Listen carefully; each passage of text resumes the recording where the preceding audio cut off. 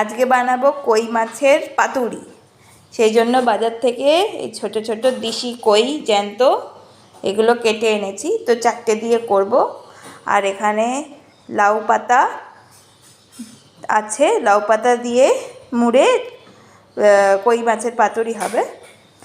আর এখানে তেল, আর এখানে হচ্ছে তেল নিয়েছি, তার সাথে পেঁয়াজ, আদা, রসুন, টমেটো, কাঁচা লঙ্কা, ধনেপাতার এটা মিক্সড করে নিয়েছি। আর তার সাথে এখানে সামান্য একটু 2 চামচ লঙ্কা গুঁড়ো দিলাম, 2 চামচ ধনে গুঁড়ো দিচ্ছি, আচ্ছা 2 চামচ জিরে গুঁড়ো দিচ্ছে, আর হচ্ছে হলুদ গুঁড়ো 1 চামচ, দাও পরিমাণ মতো 1 চামচ, আর সামান্য একটু নুন দাও।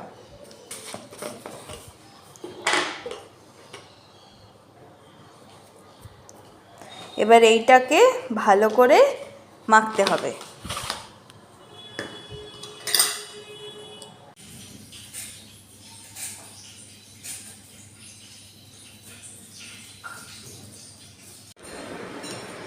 যে 2টো পাতা নিয়ে নেব,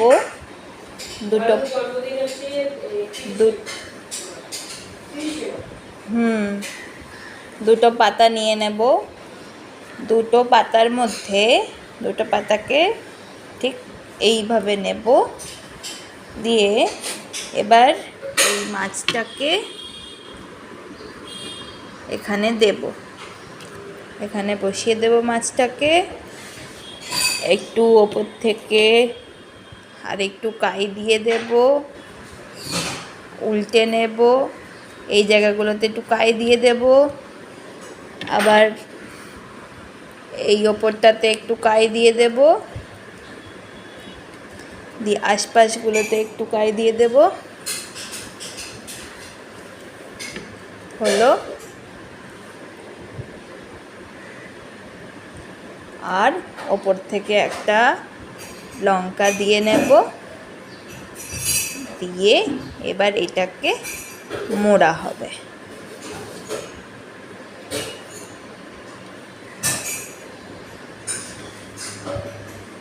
এই যে আমার 4টে পাতুরি বানিয়ে ফেললাম, এবার শুধু তেলে ভাজা।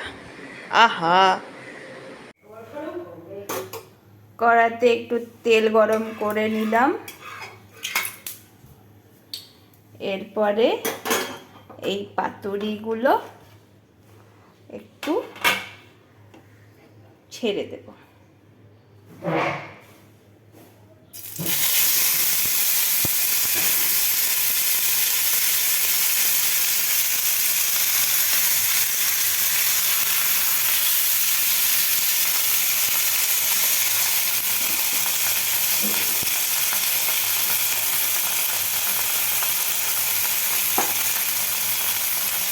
এবার অল্প আঁচে একটু ঢেকে ভাজছি।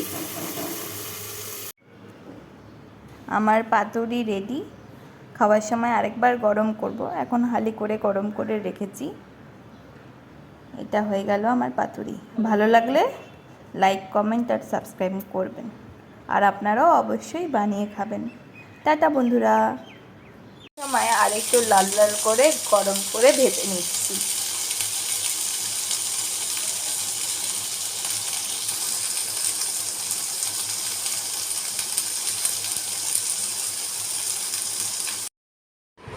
আজকে রান্না হচ্ছে ভাত, একটা স্যালাড, মা এই সবজির ঝোলটা বানিয়েছে ডাঁটা, আলু, ঝিঙে আর বড়ি দিয়ে। আমি বানিয়েছি এঁচোড় চিংড়ি আর চিংড়ি মাছ দিয়ে এঁচোড় চিংড়ি বানিয়েছি, আলু আছে। আর হচ্ছে এখানে হচ্ছে কই পাতুরি। এই যে দেখাই, এই তো এরকম করো,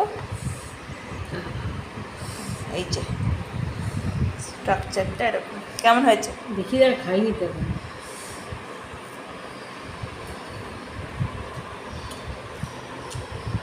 ভালো। আর মাছটার এখানটা একটু খোলো।